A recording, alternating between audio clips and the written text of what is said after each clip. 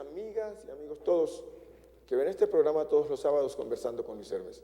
Muchísimas gracias por permitirme ingresar a sus hogares y sostener este diálogo permanente. Hoy en compañía del señor subdirector, el doctor Alberto Ramos, y dos invitados que traemos, importantísimos jóvenes estudiantes, alumnos del doctor Alberto Ramos, que estudian el proceso que viene sucediendo en Siria. Como ustedes saben, siempre analizamos aquí los fenómenos nacionales, territoriales, internacionales. Y hoy justamente porque muchos nos han pedido que hagamos un análisis sobre lo que está pasando en Siria, ya que estamos a la postra, terminando este conflicto que hemos llevado los colombianos por más de 52 años con la FARC, pues justamente es importante hablar de otros conflictos y por eso vamos a abordar hoy el conflicto en Siria. ¿Cuáles son sus raíces? ¿Por qué se está dando en Siria este proceso? ¿Por qué no termina? ¿Por qué llevan en tan poco tiempo, desde el 2011 prácticamente, cuando empieza la primavera árabe, y yo diría desde la revolución de los jazmines, que se inicia en Túnez, Egipto, y enmarca todo el Oriente Medio y después el Oriente Próximo, con Siria? ¿Por qué un conflicto que arranca apenas en 2010 y que se da inicios en el 2011 en Siria ha producido más de 200.000 muertes? El mismo número de muertos, más o menos, que ha producido la guerra colombiana en más de 52 años. Para conversar de este tema, aparte de la altísima experiencia que tiene el doctor Alberto Ramos, nuestro subdirector, traemos dos estudiantes que con él están profundizando e investigando en este tema. Se trata de Alejandro López, estudiante de Derecho, pero con una gran formación en este campo. Alejandro, muy buenas noches y gracias por estar acá. Buenas noches, doctor Hermes. Estoy muy complacido de estar en su programa. Y también el doctor José Benavides, abogado con maestría, que tiene un amplio conocimiento sobre lo que acontece en Siria. Muy buenas noches, doctor Benavides. Gracias por estar aquí en Conversando con Luis Hermes. Muy buenas noches a usted y a los amables televidentes también, y muy interesado en compartir este importante tema que es de total actualidad y de total suceso hoy en día. Han sido monitores de mi cátedra de Derecho Internacional y la cátedra de Ciencia Política. O sea, son ya personas que fogueadas en el tema, fogueadas en la cátedra y en los temas internacionales. Y luego, desde luego, nuestro subdirector, el doctor Alberto Ramos de Navidad. Gracias, Luis Hermes, por la presentación que está haciendo usted con este tema tan interesante y complejo. Ahora sí, vamos a entrar en el tema porque hay mucha materia y el tiempo es muy corto. Allá usted, amigo televidente, sentadito cómodamente, va a informarse un poco sobre lo que está aconteciendo en Siria. Veamos qué es Siria. Quisiera que nos colocaran allí un mapa de Siria.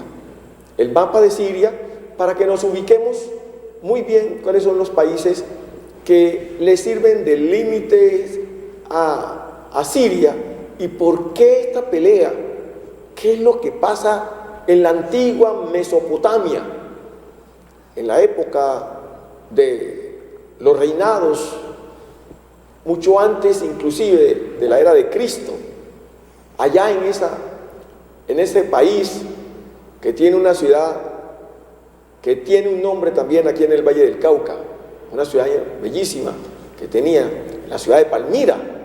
Vamos a ver qué es lo que acontece en la llamada Mesopotamia, qué pasó con los turcos otomanos, qué era lo que hacían, qué pasó, por qué aparecieron otros países, por qué aparece Francia, por qué aparece Gran Bretaña, por qué aparecen estos países rodeando y apoderándose del poder allí en una confrontación de religiones y de razas. los sumitas, los unitas, los sumitas. Ahí tenemos a Siria. Encontramos a Siria y al ladito de Siria está Irak, más adelante está Irán, abajo tenemos a Arabia Saudí. Ahí está Arabia Saudí. Y está Encontramos Jordania, Egipto, El Líbano. el Líbano arriba, encontramos Chipre, Israel. Chipre, encontramos el mar Mediterráneo y encontramos Israel y Jordania. Bueno, ahí encontramos nosotros. ¿Qué fue lo que pasó? Y encima Turquía. Encima tenemos Turquía. Todos estos países son un eje importante tanto para el país Rusia ante la URSS, China y desde luego los Estados Unidos. Hoy muy importante el quehacer del petróleo y el cómo tomarse el mar Mediterráneo para poder hacer todo el tránsito del manejo del mar sobre lo que significa la posición estratégica que tiene Siria. Siria es una república que conocida como República Árabe, pero es lo mismo decir Siria o decir República Árabe. Tiene un gobierno de una forma de república semipresidencialista. El idioma oficial es el árabe, su capital es Damasco, pero la ciudad más importante o más poblada es Alepo. Tiene como bandera, una bandera de 3 franjas horizontales, la primera roja, la segunda blanca con 2 estrellas y la tercera negra. Su independencia, pues para situarnos más acá, no de la época antes de Cristo, sino en el año 1918, cuando la Primera Guerra Mundial, los turcos, los otomanos, pues tienen que entregar la ciudad, la tienen desde 1910, en 1918 Francia se apodera de Siria. Posteriormente, después de la Segunda Guerra Mundial, el 17 de abril de 1946, los franceses entran a manejo tienen el manejo de Siria hasta 1946. Y en la Segunda Guerra Mundial, ahí aparece, ustedes encuentran ahí está Israel. Se crea, Israel no tenía tierra y se le entrega a Israel un pedazo de tierra como producto del holocausto de la Segunda Guerra Mundial, y como una indemnización de la ONU, crean el Estado de Israel ocupando territorios que eran territorios palestinos. Y ese reparto, pues, de toda esta zona se la hacen entre los ingleses, se la hacen entre los franceses, se la hacen entre Norteamérica y dejan por fuera Rusia. Allí hay un resentimiento y empieza una gran revolución allí. En el año de 1961 se crea la República Árabe Unida y el papá del actual presidente, Hafez al-Assad, maneja el país desde 1970 hasta su muerte en el año 2000 durante 30 años. El tipo prometió unas reformas importantes, hizo crecer todo esto de Siria y vivían en sana convivencia. Posteriormente, desde el año 2000, entra su hijo Bashar al-Assad como presidente de Siria y en principio obviamente empieza a ser un buen gobierno, pero posteriormente se inicia la primavera árabe, pero antes de la primavera árabe se inició el llamado a la revolución de los jazmines, de la que tú has hablado tanto aquí. Claro, y la llamada primavera árabe. Y luego que desemboca en la primavera árabe, la revolución de Túnez, y tiene que ver justamente ya con lo que se llamaron los medios avanzados de la tecnología, de las TICs, la forma de reunir a las masas, convocatoria a través digital, de convocarlos a través de las redes sociales, y entonces se hace la primavera árabe.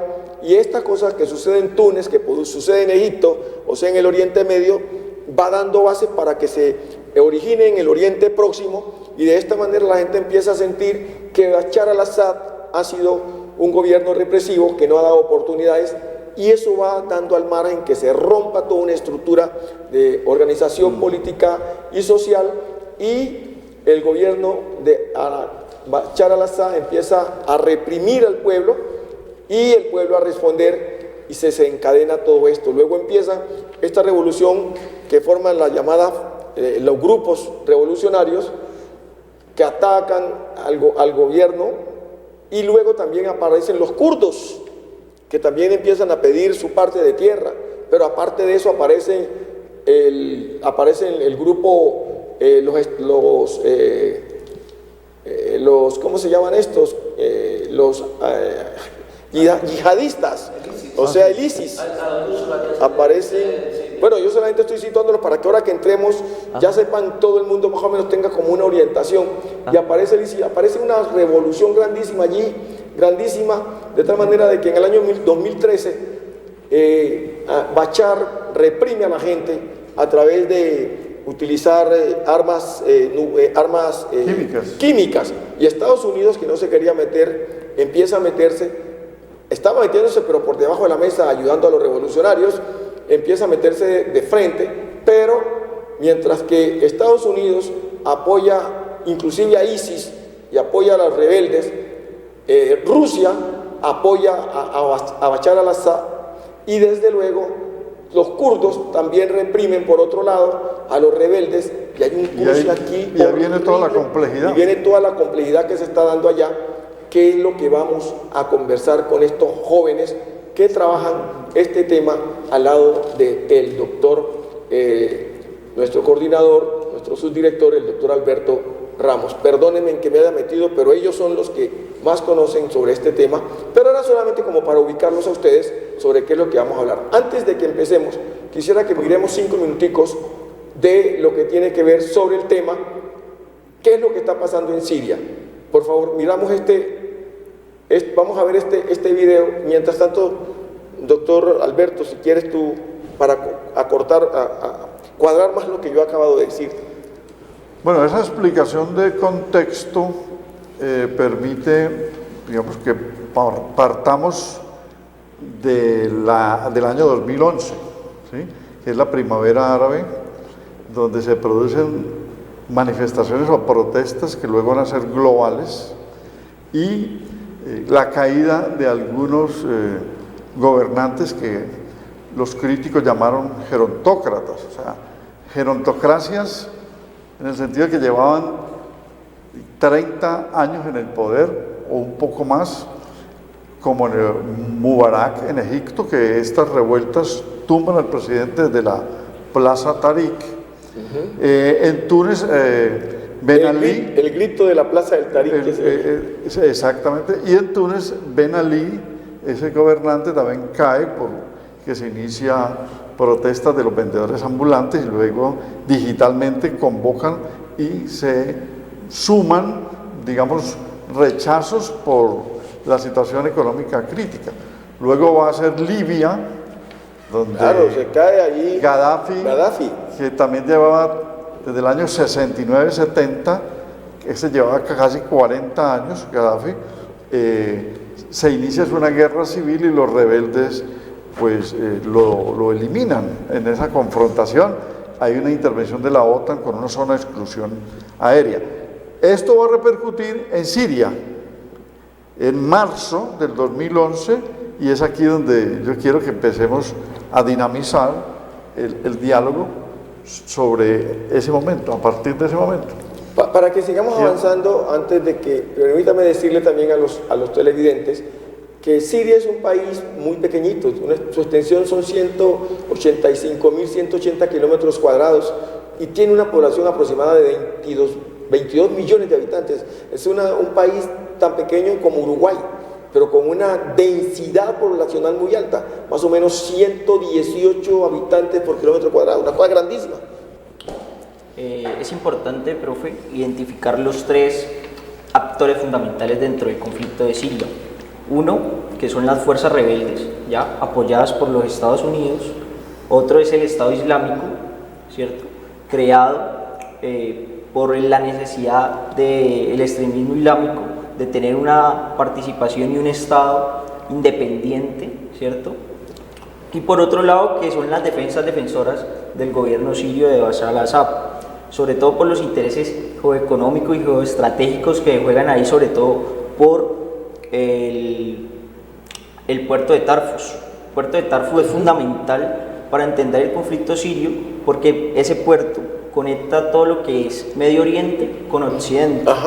Entonces la necesidad de los diversos actores políticos, por un lado los Estados Unidos, junto a Qatar, los Emiratos Árabes, Jordania, y para poder enviar las diversas fuentes de gas y petróleo por ese corredor. Y por otro lado están los Estados Unidos, Rusia en apoyo con Irán e Irak para poder también enviar ese petróleo, ese gas para Europa. Sin embargo, hay algo muy importante que tener en cuenta y es algo complementando lo que dice el doctor Alberto y los demás panelistas y presentadores, es que Siria ha sido una nación muy importante desde la antigüedad. Sí, claro. Una nación en la cual han confluido todas las culturas, todos los imperios desde la antigüedad, desde unos 2000, 4000, incluso 5000 años antes de Cristo, sí, claro. Perfectamente. Entonces, es un pueblo que ha sufrido mucho, pero que a la vez ha tenido ese privilegio de estar contemplando el paso de todas las grandes civilizaciones del mismo imperio romano. Entonces, digamos que Siria ha sido un punto estratégico y geoestratégico. Imagínese, le aumento un poquito para que siga. Usted sabe la importancia que tuvo la seda en esa época. Y Siria, ese fue el paso por allí, por toda esta Mesopotamia, del paso de la seda. Y lo más por eso precisamente, doctor, es que siempre fue ese paso hacia el oriente, hacia lo que es China, lo que es la India, y ese siempre ha sido, y siempre en toda la historia fue el interés de las grandes potencias y de los imperios, desde el imperio británico, que siempre tuvo sus ojos desde la Primera Guerra Mundial, desde las finales de la Primera Guerra Mundial hasta actualmente lo que es Estados Unidos y las grandes potencias actuales, como es Rusia y como pues el mismo Estados Unidos con sus aliados occidentales ha querido estar e intervenir. Entonces, todas estas potencias, tanto de la antigua civilización como las actuales, han querido intervenir en ese territorio que es muy valioso. Un aspecto muy importante que tenemos que tener en cuenta es que es una tierra petrolífera. Ahora, si bien es cierto la mayor cantidad de petróleo está por los lados del Golfo Pérsico, al sur hacia Arabia Saudí, que precisamente los Estados Unidos han llamado la yugular del petróleo.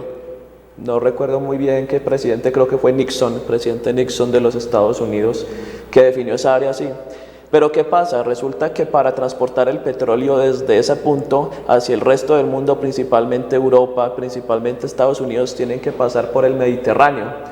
En materia de costos es algo muy elevado, pero hay un camino directo y que sale muchísimo más económico, que es el camino de Siria.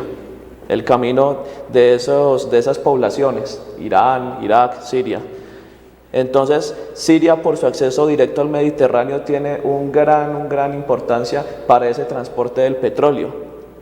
Petróleo que fue de suma importancia, tanto para la Segunda Guerra Mundial, como para después en lo que tuvo que ver la Guerra Fría y el desenvolvimiento de la Guerra Fría como tal. Entonces, fíjense, amables oyentes y televidentes, toda la importancia que ha tenido este territorio y por qué las grandes potencias lo han querido tener, lo han querido conquistar.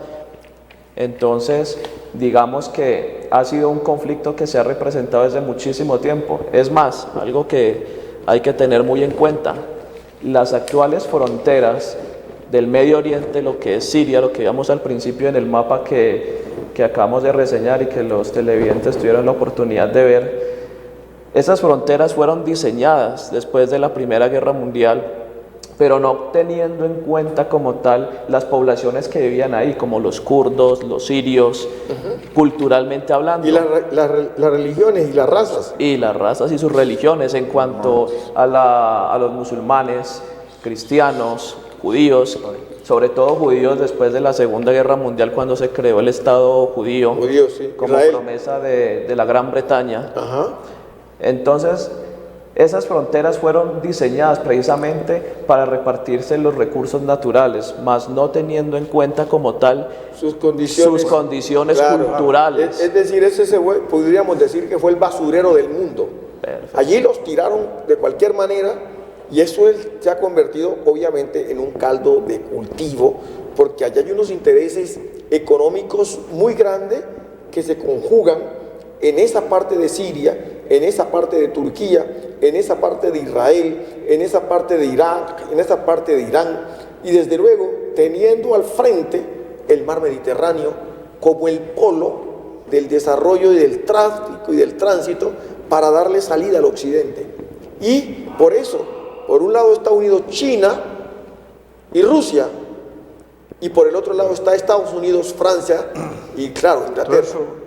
A ver, sobre eso yo quisiera hacer dos anotaciones. La primera, en lo que José David Benavides planteaba con la división irregular que se hizo al final de la Primera Guerra Mundial.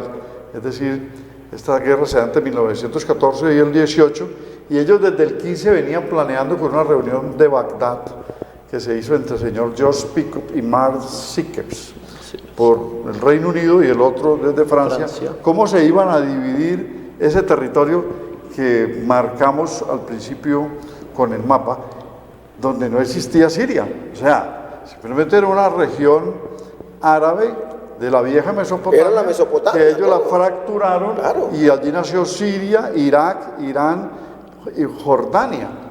Y de manera irregular, como tú lo dijiste, algunas etnias las dejaron dispersas en territorios que no eran los tradicionales o milenarios. Y los que más han sufrido todo este impacto, pues fueron los que se quedaron sin Estado, que son los kurdos del llamado Kurdistán, que tiene 4 países donde tienen población de 36 millones de habitantes. Pero ellos están metidos entre Irak, Irán y Siria y Libia. Están repartidos por todos esos países. Están repartidos. Exacto, y les incumplieron en el sentido de no unificarlos, de dividirlos y de tomarse los recursos naturales, petróleo y agua. ¿Qué ha pasado? Que lo que estalla en el 2014, que es el aparecimiento de ISIS, que es ya una forma de terrorismo distinta al terrorismo global de Al-Qaeda desde las Torres Gemelas del 2001. En el 2014, ISIS o el Daesh o el Estado Islámico reclama esos territorios que fueron divididos en 1920, terminó toda la división. Es decir, después de la Primera Guerra Mundial. Después de la Primera Guerra Mundial. O sea, ellos originaron esta problemática con el aparecimiento de un terrorismo nuevo que además es mucho más radical porque es yihadista, en el sentido de que ellos quieren es un Estado islámico gobernado por la inspiración del Corán y atacando a las otras religiones. Pero es porque no tienen un Estado, ellos quieren el Estado, crear el Estado islámico. Y que les devuelvan el Estado árabe. Claro, que les devuelvan su Estado. Que les devuelvan el Estado árabe, allí donde está la clave de todo esto. Pero surgen en el 2014 y anexan gente de Al-Qaeda y de Al-Nusra, que es una nueva... Es el ISIS, pero en Siria. Pero en Siria, Al-Nusra es el ISIS en Siria. Entonces, miren cómo el terrorismo se convierte pues, en determinante de una guerra que la vuelve mucho más compleja, porque es una guerra civil interna que se convirtió en internacional. O sea, no se había dado este fenómeno desde hace mucho tiempo, creo que no se había registrado en ningún momento de la historia. Claro, doctor, y es un actor muy interesante, sobre todo porque a pesar de que hace parte de un territorio dentro de Siria, también opera transnacionalmente y comete atentados en todo lo que es el occidente y crea terror en toda Europa, ¿no? Y también en los Estados Unidos. Bueno, el terrorismo, doctor Ernest, usted lo sabe perfectamente, comenzó como un terrorismo nacional en la década del 50, que es el de los palestinos contra los israelitas, cuando comienzan a quitarles más tierra de la que les dio la ONU. Pero se convierte en internacional cuando traspasan fronteras. Pero el global, que es transestatal, desde el 2001, tiene terroristas de 36 países en un ejército invisible contra los de la coalición atlantista. Pero ISIS, o sea, el Estado Islámico o el Daesh, que lo llaman de tres maneras, actúa como guerrilla dentro de Irak y de Siria reclamando el territorio y como terroristas internacionales contra la coalición en Bruselas, en Inglaterra, en Francia, en Bélgica, en Europa, están las instituciones de la Unión Europea. Y esta es la complejidad que en todos, es una cosa supremamente compleja lo que está pasando. Quisiéramos que viéramos un video pequeño de 5 minutos para que entremos en qué es lo cuál es el pensamiento frente a este enfoque que ya le hemos dado a la guerra y para dónde camina esto, porque hay una cosa muy clara. Supónganse ustedes, para que lo dejemos en punta, que derrotaran a Bashar al-Assad. Ustedes se pueden imaginar los kurdos, ISIS, los rebeldes, todos, cada quien pidiendo un pedazo. Eso van a despedazar ese país. Eso va a ser peor, es decir, el remedio va a ser peor que la enfermedad. No sé si es mejor que Bashar se quedara allí, y eso es lo que vamos a analizar más adelante. Veamos este video. Todo empezó en el 2011 con la primavera árabe.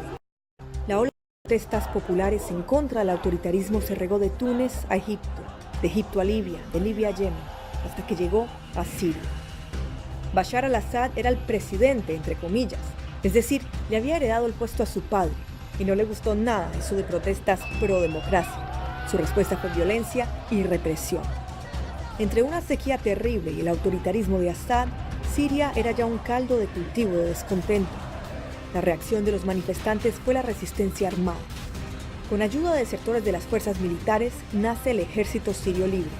Para simplificar las cosas, de aquí en adelante les diremos los rebeldes. Hasta ahí las cosas no son tan complicadas. Es una guerra civil con dos jugadores, un gobierno represivo de un lado y un ejército rebelde que los quiere tumbar. Pero las cosas rápidamente se enredan. Los kurdos, al norte del país, son un grupo étnico que aprovechó la situación para rebelarse en contra del gobierno. Entonces ya tenemos tres grupos, los rebeldes, el gobierno y los kurdos.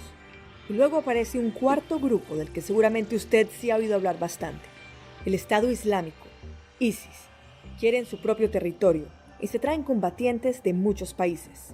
ISIS es enemigo de todo el mundo. Y las cosas se ponen peor. Estos grupos tienen amigos y enemigos más allá de las fronteras. La guerra en Siria rápidamente se convierte en un escenario en el que se expresan una cantidad de conflictos regionales y mundiales. Y no es exageración, considere esto. 1. Esto parece increíble, pero es verdad. Assad quiere que los rebeldes queden mal ante el resto del mundo. Entonces se va a las cárceles y libera una cantidad de yihadistas, es decir, de islamistas extremos, para que se unan a los rangos de los rebeldes y los hagan parecer terroristas. Algunos de ellos eran de Al-Qaeda, sí, los mismos del 11 de septiembre, y arman un nuevo grupo en Siria, Al-Nusra. 2. Irán, aliado de Assad, decide apoyar al gobierno. También de este lado se mete Hezbollah, otro grupo militante islamista basado en Líbano. 3. Turquía, Arabia Saudita y los estados del Golfo, que van siempre en contra de lo que quiera Irán, deciden entonces apoyar a los rebeldes. Al principio los grandes poderes se mantienen más o menos al margen del conflicto, pero no por mucho tiempo. En el 2013 las fuerzas de Assad usan armas químicas contra poblaciones civiles. Las imágenes son espantosas y terminan involucrando a los dos peces gordos de las intervenciones internacionales, Estados Unidos y Rusia, y están de lados distintos. El tío Sam parece estar a punto de intervenir en contra de las fuerzas del gobierno, cuando Rusia logra convencer a Assad de entregar las armas químicas. En su momento fue una gran noticia, pero desde entonces las cosas solo se han complicado más. Estos ex enemigos de la Guerra Fría tienen un enemigo en común, que es el Estado Islámico. Estados Unidos apoya al ejército rebelde y en el 2014 inició ataques aéreos en Siria, pero solamente en contra de las partes del país controladas por el Estado Islámico. Y Rusia también metió sus aviones, pero atacando las ciudades dominadas por los rebeldes. Han atacado hospitales, convoys con ayuda humanitaria. Han muerto un sinnúmero de civiles. Estados Unidos los acusa de crímenes de guerra y ya las cosas se ponen muy tensas entre estas dos potencias. Y esta es solo una versión simplificada de las alianzas y grupos metidos en Siria, que son muchos más.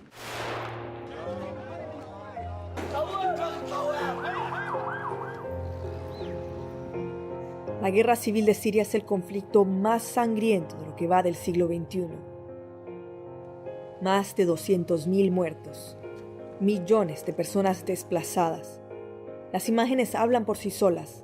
Así era Siria en el 2010 y así es hoy en día. Pero no es solo una tragedia para ese país. Nos recuerda cómo lo que pasa en un país del tamaño de Uruguay puede terminar afectando todo el orden global. El surgimiento de un despiadado grupo terrorista con alcance mundial. Una ola de refugiados que inspira a partidos radicales anti-inmigrantes y pone en riesgo la supervivencia misma de la Unión Europea. A principios del 2016, Rusia y Estados Unidos han tratado de apoyar una negociación. Ningún cese al fuego ha durado más de un par de semanas. Con tantos jugadores, alianzas e intereses, es difícil imaginar cuál podría ser el fin de este trágico conflicto. En que se encuentra las ciudades de Siria, que se encuentra Damasco, Alepo y casi todas las ciudades que tiene este país tan importante, como ya hemos dicho, para el tránsito de Oriente y de Occidente, y el por qué China, por qué Rusia, por qué Francia, por qué Inglaterra, por qué Estados Unidos están confrontando una situación para buscar la posibilidad de tomar la dirección en el mar Mediterráneo para el tráfico de precisamente el petróleo. Doctor Benavides. Sí, señor, precisamente digamos que todo este conflicto es algo que es muy importante tenerlo en cuenta y que pues también para la ilustración de los amables televidentes es el sentimiento árabe nacional que siempre ha estado latente y sobre todo en la década de los 70s. Resultó el panarabismo es un movimiento árabe que tras las infructuosas intentos de victoria y de creación de unos estados puramente nacionales alrededor de la cultura, los musulmanes sobre todo, quisieron crear su propio estado. Fue así entonces, teniendo en cuenta la diáspora y la cultura islámica, quisieron abarcar y unir desde el mismo Egipto todas las naciones árabes con el fin de realizar y crear una sola nación árabe.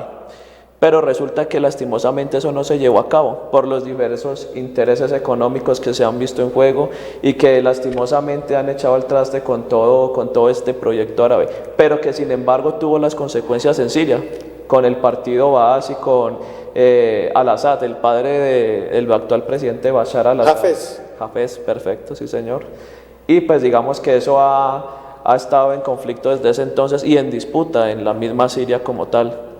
Y entonces es algo que para la ilustración de los televidentes viene un gobierno en Siria desde hace aproximadamente 30 o 40 años y es algo que en gran parte para muchos países es el disgusto y de que reclaman democracia en la misma Siria y pues al contrario pues la misma ideología de Bashar al-Assad, que es el que actualmente está gobernando en la Siria. Otro organismo que yo creo que juega un papel muy importante aquí, que es la Organización de Naciones Unidas. Yo creo que el órgano que está llamado a garantizar la paz mundial, ¿cierto?, y a generar un cese al conflicto en Siria, creo que son las Organización de las Naciones Unidas, que hasta ahora no ha podido cumplir su fin total, ni siquiera ha podido llevar ayudas humanitarias. Desde el año 2015 está tratando de intervenir en un diálogo diplomático entre las diversas fuerzas. Sin embargo, el cese a las hostilidades, que ha sido el principal y el primer punto dentro de la agenda, no ha podido realizarse, sobre todo porque los diversos grupos culturales, económicos, políticos y económicos que juegan intereses muy profundos ahí en Siria no han logrado poder llegar ni siquiera a ese punto de encuentro para garantizar la paz en Siria. Sí, este conflicto señor director, lo que nos demuestra es que la ONU es incapaz de resolverlo. Es el organismo llamado a resolverlo porque el multilateralismo no se ha consolidado. Tenemos que durante la Guerra Fría hubo bilateralismo, es decir, una dominación de dos polos, Estados Unidos y Rusia. Y después de la caída del muro de Berlín, el unilateralismo, o sea, aparece hegemónicamente Estados Unidos conduciendo la política mundial. Y además, pues vuelven a retomar que son los salvadores de Europa por la intervención en la Segunda Guerra Mundial. Pero lo que el orden mundial, un orden mundial, porque estamos en desorden mundial, lo que un orden mundial exige es que funcione el multilateralismo, es decir, que las decisiones sean múltiples desde el organismo de la ONU, sería la Secretaría General, pero se reúne una vez al año, y el Consejo de Seguridad tiene una composición muy compleja porque son 10 miembros rotatorios, y ellos sí hacen mayoría simple. Como son 15 en total y 5 con asiento permanente, tiene que haber unanimidad y no para tomar una decisión, para evitar un holocausto, un genocidio, unas masacres, para intervenir con un ejército que está en el papel, en la Carta de San Francisco desde 1945. Entonces se impide, por ejemplo, en el caso sirio, John Kerry, como ministro de Relaciones Exteriores, secretario de Estado de Obama, lo hizo en 3 ocasiones, pedir una sanción para Siria, y Rusia votó, se abstuvo. Puso el veto.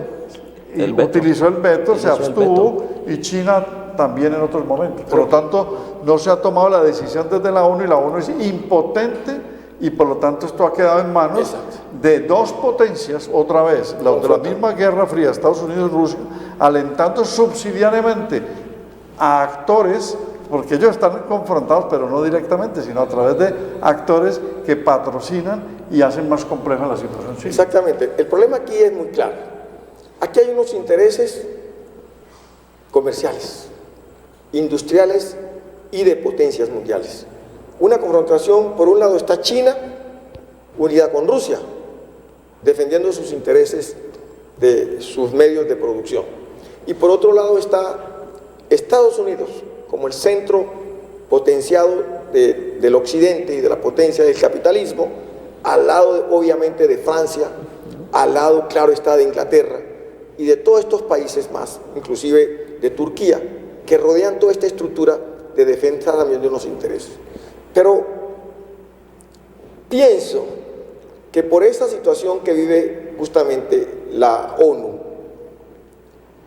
y por tener esa estructura tan compleja, no ha permitido justamente que la ONU funcione. Legalmente la ONU no ha funcionado, no ha hecho lo que tiene que hacer por el veto que se presenta, y ya lo vimos como Rusia vetó, y con un veto pues o cualquier país vencedor de la Segunda Guerra Mundial puede usar el veto. Hay un bloqueo. Entonces, hay un bloqueo siempre. La ONU no ha servido para resolver ese problema. Pero al lado también de esto, hay que decir, para tomar un poco lo que hablaba el doctor Benavides, que son también las combinaciones ideológicas, las combinaciones religiosas, de credos, que se conjugan allí en la búsqueda de un pedazo de territorio para subyacer allí, que no lo tienen. Y entonces hay una pelea por el petróleo, hay una pelea también por la tierra y cómo poseerla. Y cómo, por ejemplo, el gobierno de Bashar al-Assad, que es minoritario en cuanto a su religión, los chiitas, que son menos que los sunitas inclusive, que los sunitas son los que gobiernan. Entonces todo esto produce, y ahí está el grupo islámico, todo esto produce de una rama étnica que él ha fortalecido dentro de los chiitas, que son los alawí. Pero lo ha fortalecido a través de manejar el partido mayoritario, que es el Baas, que ha venido manejando el país, que ha venido timoneando en contra de los demás. Ha habido una sumisión de los demás sectores políticos a que el Baas tiene las armas, tiene el presidente, tiene toda la estructura de gobierno, aunque, como lo dije al principio, Siria es un país semipresidencialista. A pesar de esa estructura, prácticamente donde los poderes están, en comillas, divididas, no es cierta, porque están manejadas por el pasto.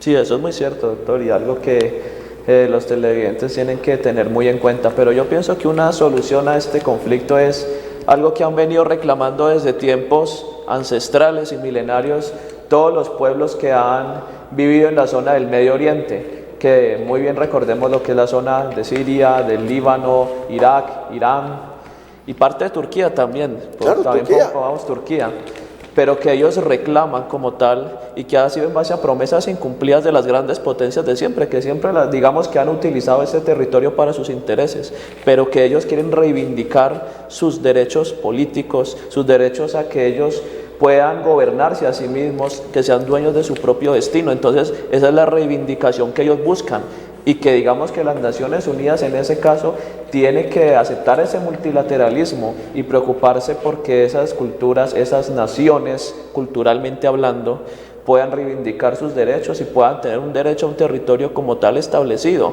incluyendo la misma religión. Claro, pero aquí hay una cosa muy importante que yo quisiera para que pueda, que como ya nos quedan pocos minutos, entremos en el tema de cómo ustedes visualizan la guerra desde el punto de vista de esto que estamos hablando sobre la confrontación.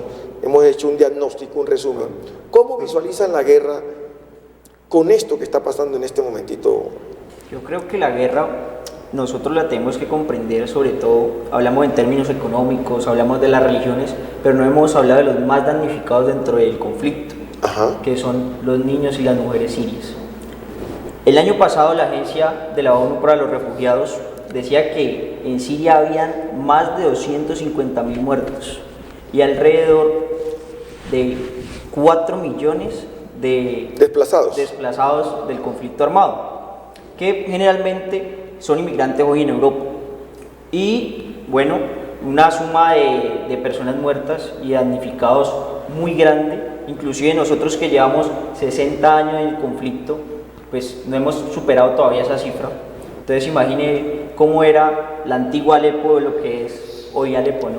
Cómo está destruida y damnificada. Entonces creo que la apuesta es para que la Organización de Naciones Unidas, que es la organización que busca la paz mundial, pueda intervenir de una manera diplomática, y yo doy dos propuestas fundamentales.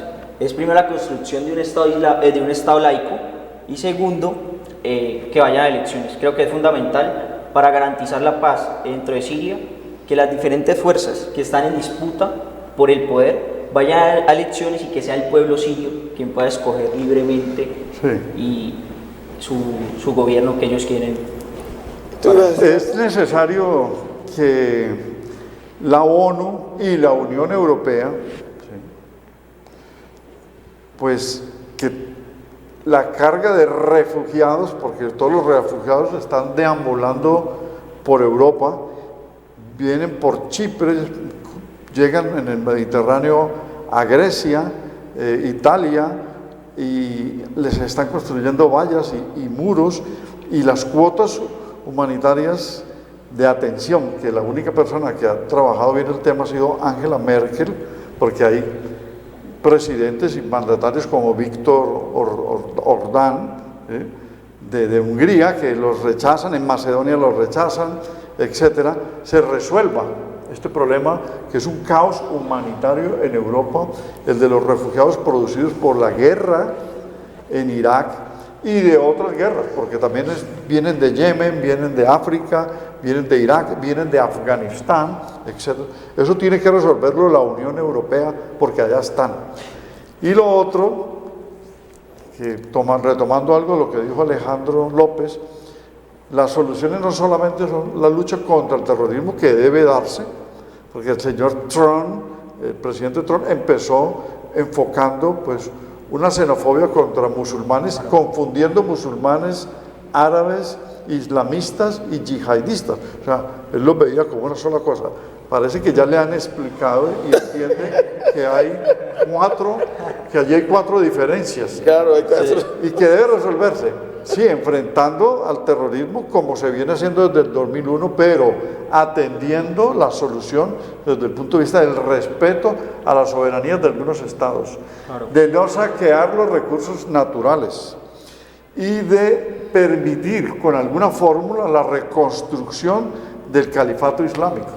Porque si ellos lo hacen a la fuerza, como lo están haciendo con el terrorismo, afectando a Europa y afectando a esta zona que ha alterado mucho más la violencia, pues es una locura, digamos, una cuestión besánica de pretender que el islamismo, ¿sí?, llegue al poder de esa manera, porque ellos ven a todos los católicos y a todos los cristianos y a los de las otras religiones, es decir, a todos los otros monoteísmos, como ateos e impíos y objetivo militar. Claro, el que no es islámico El que no es islamista, entonces es un ateo y está contra ellos y por lo tanto es objetivo militar, que por eso matan a tanta población, a tanto turista. No, y es algo importante tener en cuenta que entre chiitas y sunitas políticamente hablando hay una diferencia muy considerable, porque los chiitas, ellos son partidarios de un Estado laico, sí, o sea, un Estado en que se respetan todas las religiones,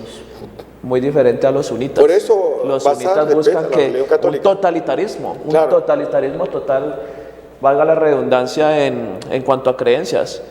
Y siendo, digamos, objetivos y equilibrados, hay que reconocer que el gobierno de Bashar al-Assad le ha permitido a todas las religiones, a todas las críticas que hay, ha permitido que todas las religiones funcionen y venían funcionando porque él maneja un estado aconfesional, laico, donde se permite, digamos, la libertad de cultos, como pasa en estos países.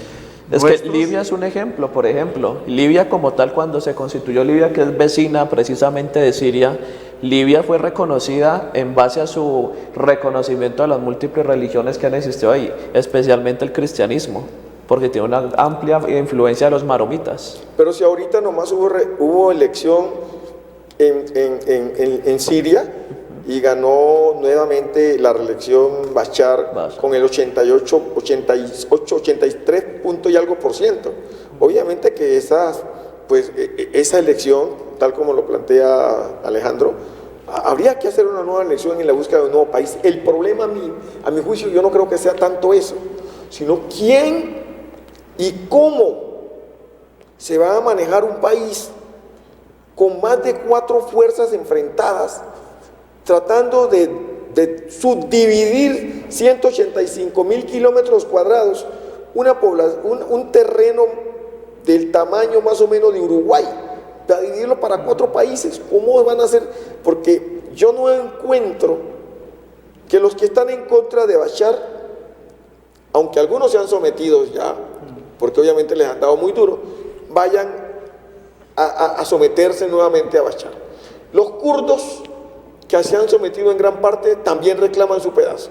Y por otro lado, el Estado un gran Islámico, pedazo, ¿no? Porque un gran pedazo, porque los kurdos, claro, es de lo más complicado incluso. Claro, es que eso... Kurdos es Siria, sí, Turquía, es que eso es la parte... Ahí están Siria, Turquía, Irán, Irak.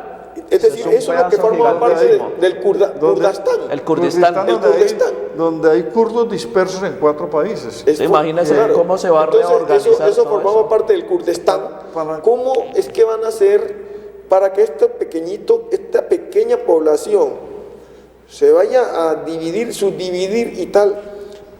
Yo no sé, pero yo no le veo buen fin a esto. Yo estoy muy confundido en lo que va pasando allí, y todo por unos intereses económicos de los más grandes. Históricamente hablando, ¿no? Luis Hermes, para que los televidentes, algunos, porque otros son televidentes informados, otros no tienen por qué conocer los detalles, la reclamación kurda, que ellos también quieren su pedazo, su conformación de un Estado, y necesitan el territorio para construir el Estado. Es como lo que los palestinos desde Gaza y Cisjordania reclaman una autonomía frente a Israel, que sigue extendiendo los territorios. Entonces no puede haber estados sin territorio, pero son una nación, los kurdos son una nación. Yo quisiera, para que en la última fase tomemos un punto que creo que está por fuera y que es la causa de pronto de este conflicto, el gasoducto. Pero antes de que tomemos eso, yo quiero ver la fotografía. Yo quiero, Alejandro hablaba sobre los niños, y ahí veíamos nosotros lo que está pasando con todo este problema de la gente que está saliendo y que salen, como lo que pasó. Miren, el niño, aquí tenemos, miren esto. Ponga un sonido, por favor, esto es muy importante. Un naufragio de una familia. Póngale sonido. Su problema, ser niño. Su más grave pecado, ser inocente. La dramática escena fue peor en los últimos segundos. El padre del pequeño de 3 años cuenta cómo tuvo que decirle adiós ante la impotencia, ante la fuerza del mar. تمام بعدين حملنا حالنا ومشينا بهالبحر مدة 4 دقايق 5 دقايق. الشوفير شاف انه البحر كتير عالي، الموج عالي، عمل هيك خبطتنا اول ضربة. Quitaron el sonido. Mire, ¿cómo es posible que la gente huyéndole a la guerra es capaz de cualquier cosa, de sacrificar lo que sea? Y este niño de 3 añitos, prácticamente, los niños son los más perjudicados. Esta imagen le dio la vuelta al mundo. Se volvió... Sí, es el hijo de un sirio que como refugiado busca salvarse de todo el fuego cruzado del conflicto. Se hunde la embarcación, él salva a uno de los niños y este se le zafa. Esa fue la versión que yo leí en su momento. Eran 2 hijos. El otro, él alcanza a rescatarlo, pero se le zafa el niño de 3 años y se ahoga, que fue, digamos, dramática la difusión de esa imagen y que conlleva al sufrimiento de todos los refugiados en el trasegar del Mediterráneo buscando acceso a algún país que los reciba. Bueno, ¿ustedes saben una cosa? Hemos llegado al final del programa. Bueno. Esto es muy rápido, se va. Bastante rápido. Su apreciación, doctor Benavides, sobre lo que va a suceder, o usted cree que sucederá en Siria en los próximos días, en los próximos años. En 10 segundos, por favor.